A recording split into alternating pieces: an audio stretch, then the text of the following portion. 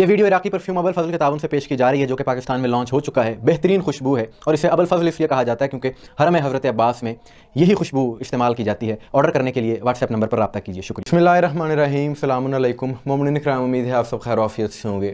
ابھی تھوڑی دیر پہلے کچھ دوستوں نے گلگت بلتستان سے ایک مسئلے کی طرف توجہ دلائی، کچھ ویڈیوز بھیجیں اور کہا کہ آپ اس ایشو پر بات ضرور کریں، اس مسئلے کو ہائی لائٹ کریں، اور یہ مسئلہ ہے شیعہ علماء کی گمشدگی کا، کہ گلگت بلتستان میں ایک علاقہ کھرمنگ، ایک پہاڑی علاقہ ہے، وہاں پر اس وقت مومنات مائیں بہنیں سراپا احتجاج ہیں، دھرنا دیے ہوئے ہیں، اور ان کا ایک ہی مطالبہ ہے، اور ان کا مطالبہ کوئی غیر آئینی مطالبہ نہیں ہے، غیر قانونی مطالبہ نہیں ہے، بلکہ ان کا مطالبہ آئین پاکستان کے مطابق ہے اور انسانی حقوق کے عین مطابق ہے۔ مطالبہ یہ ہے کہ گلگت بلتستان سے 3 علماء کا تعلق، جو کہ حوزہ علمیہ قم میں ایران میں زیر تعلیم ہیں، اور بتایا جا رہا ہے کہ ہر سال ماہ رمضان میں یہ علماء پاکستان آتے ہیں، گلگت بلتستان اپنے علاقوں میں، اور وہاں پر رمضان بھی گزارتے ہیں اپنے گھروں میں، اور دعوت و تبلیغ کا کام بھی کرتے ہیں، درس بھی دیتے ہیں۔ 2 روز پہلے یہ علماء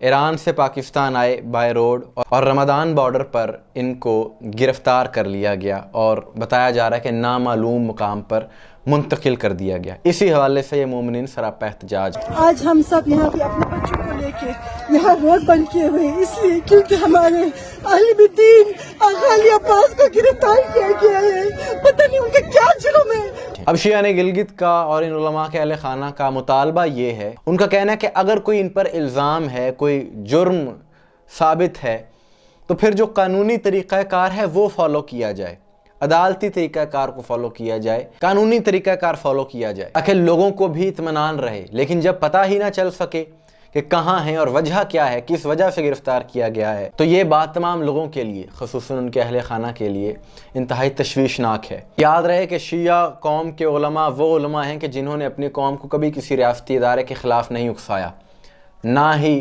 مملکت کے خلاف، مملکت کے مفاد کے خلاف کوئی بیان دیا ہے، اور نہ ہی ریاست کے اندر ریاست بنانے کا کوئی منصوبہ بنایا ہے۔ شیعہ نے حیدر کرار محب وطن پاکستانی ہیں، پرامن قوم ہے، کیونکہ یہ اس ملک کے بنانے والے ہیں۔ یہ تکفیریت، یہ شدت پسندی آپ کو کبھی شیعہ مسلک میں نہیں ملے گی، بلکہ ہم تو ایسی سوچ کے، ایسے نظریے کے خلاف ہیں۔ ہمارا بھرپور مطالبہ ہے حکومت سے کہ ان علماء کو فوری طور پر رہا کیا جائے، اور اگر کوئی الزام ہے تو آئینی اور قانونی راستہ اپنایا جائے۔ اور ایک عام نقطہ یہاں پر یہ ہے کہ پاکستان میں تو ایسے شدت پسند مولوی ہیں کہ جو اپنے ہاتھ میں بندوق لے کر ویڈیو بناتے ہیں اور سرِ عام ملک کے سٹنگ فارن منسٹر کو دھمکاتے ہیں، دھمکی دیتے ہیں مسلک کی بنیادوں پر، صرف اس لیے کہ اس کا تعلق شیعہ مسلک سے ہے۔ اور یہ کوئی پرانی بات نہیں ہے، کوئی 1-2 مہینے پرانی بات بھی نہیں، بلکہ 4-5 روز قبل کی یہ بات ہے۔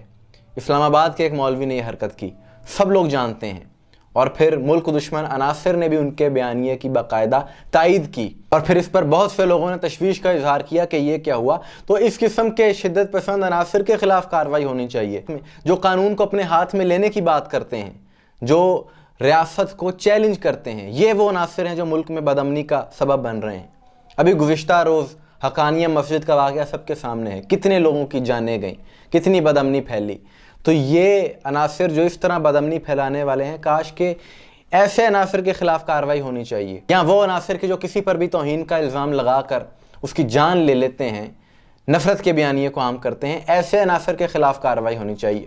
ہم تو کہتے ہیں کہ بلا تفریق مسلک دیکھا جائے کہ یہ نظریات کن لوگوں میں پائے جاتے ہیں، ان کے خلاف کارروائی ہو جائے، چاہے وہ اہل سنت ہو، چاہے وہ اہل تشیع ہو۔ اور یہ بات ہم اکثر کہتے ہیں کہ جو شدت پسند ہیں، انہیں کسی مسلک کے ساتھ منسوب نہیں کرنا چاہیے۔ یہ شدت پسند بد امنی پھیلانے والے ہیں، یہ ملک کے بھی دشمن ہیں، یہ دین کے بھی دشمن ہیں۔ یہ الگ بات ہے کہ اس طرح کے اقدامات کرنے والوں میں کبھی کوئی محب اہل بیت نہیں ملے گا، کبھی کوئی حسینی نہیں ملے گا۔ حسینی ہو اور شدت پسند ہو، بد امنی پھیلانے والا ہو، یہ ممکن ہی نہیں ہے۔ آخر میں ہم ایک بار پھر حکومت سے یہی مطالبہ کریں گے کہ یہ جو 3 شیعہ علماء ہیں جن کو لاپتہ کیا گیا ہے، انہیں رہا کروایا جائے، اور مومنین کے جو مطالبات ہیں ان کو پورا کیا جائے، اور اگر بالفرض کوئی ایسا الزام ہے تو قانونی راستہ اپنایا جائے۔ مومنین اکرام، آپ کی سوال سے کیا رائے ہے؟ کمنٹس میں ضرور بتائیے گا۔